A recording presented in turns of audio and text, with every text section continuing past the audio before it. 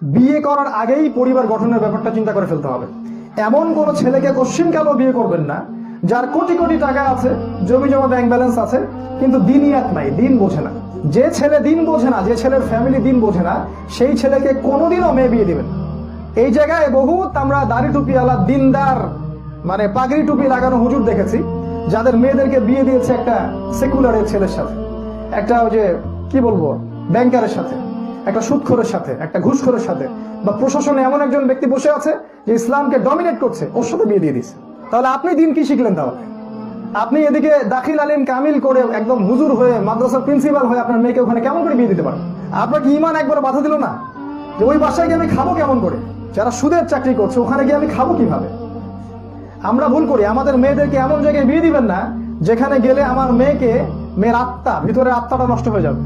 এই জায়গায় আপনি দেখবেন না ওই ছেলের কয়তলা বাড়ি আছে, কত জমি আছে, কত বড় চাকরি করে, এটা দেখার বিষয় না। আগে দেখবেন ছেলের মধ্যে দিনদারিতা আছে কি নাই।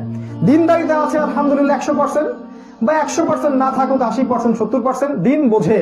এবার দেখেন ছেলে কতটুকু জমি আছে, কতটুকু বাড়িতে থাকে, আখলাক চরিত্র কেমন, বা ছেলের পরিবারটা ইসলাম মেনে চলছে কিনা পরে দেখেন। আগে দেখেন ছেলের মধ্যে দিনদারিতা আছে কি নাই।